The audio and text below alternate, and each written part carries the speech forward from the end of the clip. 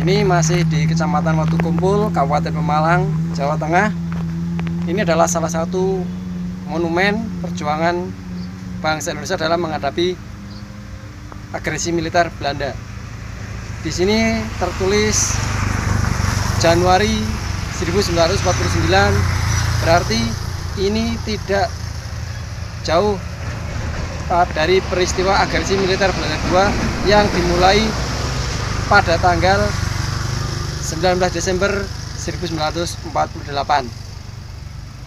Daerah ini secara de facto berdasarkan perjanjian Renville masuk pada daerah pendudukan Belanda karena penyerbuan Belanda ke Purbalingga dan Bobotsari serta Purwokerto melewati Belik dan Tegal. Jadi dari arah barat menuju ke Bumiayu, kemudian dari Bumiayu nembus ke Guci, Belik, Bobotsari sampai dengan Purwokerto nantinya. Daerah yang diduduki Belanda kemudian disebut dengan daerah pendudukan berdasarkan garis Van Mook yang disetujui melalui perjanjian Renville. Duyatmoko di sini. Terima kasih. Agresi militer Belanda II ini sering disebut sebagai aksi polisionil II. Belanda menyebutnya demikian karena menganggap bahwa tindakan yang dilakukannya adalah tindakan untuk penertiban, yang pada kenyataan di lapangan Belanda melakukan penyerangan terhadap kedudukan Republik Indonesia yang ada di Sumatera dan Jawa. Serangan-serangan ini menggunakan semua militer Belanda, baik itu darat, laut, hingga udara. Pemboman melalui udara dilakukan dengan pesawat pembom 25 dan pesawat pemburu Mustang yang dikenal oleh pejuang Indonesia sebagai cocor merah karena pada bagian ujungnya dicat merah. Pesawat-pesawat ini memburu dan menyergap iring-iringan pasukan Indonesia, baik itu yang ada di daerah kantong-kantong gerilya hingga daerah-daerah yang memang menjadi hak milik Indonesia sesuai perjanjian Renville. Kegunaan pesawat ini dapat efektif untuk menggempur kedudukan Indonesia yang saat itu banyak terkonsentrasi di pedesaan-pedesaan hingga pegunungan-pegunungan.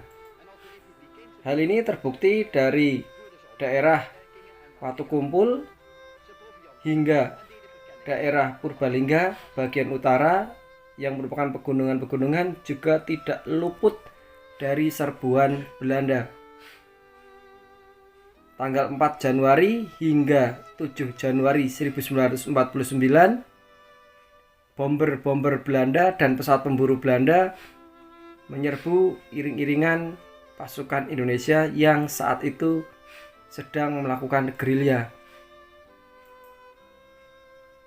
Monumen yang terletak di tepi jalan antara Kecamatan Watukumpul hingga Kecamatan Belik ini yang berada di lereng pegunungan menjadi bukti bahwa patriot-patriot bangsa, baik itu dari tentara hingga pejuang dari rakyat, bahu-membahu dalam mengusir Belanda. Simbol bambu runcing yang disematkan pada monumen ini menandakan bahwa tekad juang bangsa Indonesia untuk merdeka sangatlah kuat meskipun dengan senjata yang jauh kalah modern. Karena Belanda yang dilengkapi dengan artileri, kavaleri hingga pesawat tempur menggempur posisi-posisi Indonesia saat itu, dan Indonesia hanya mengandalkan pada pasukan infanteri. Daerah yang cukup sejuk ini bisa dibayangkan saat itu pada tahun 1949 dengan jalanan yang sangat minimal terus digempur oleh pasukan Belanda. Namun tekad dan semangat para pejuang, para pahlawan kita sangatlah kuat. Kini bangsa Indonesia, para generasi muda sebagai penerus bangsa sudah selayaknya meneruskan perjuangan para pahlawan dengan mengisi kemerdekaan yang ada melalui pembangunan di segala bidang. Persatuan dan kesatuan agar terus dapat dipupuk dan dikembangkan, sehingga kemerdekaan yang sudah dicapai berkat Tuhan Yang Maha Kuasa dan pengorbanan para pejuang menjadi lebih bermanfaat bagi generasi mendatang.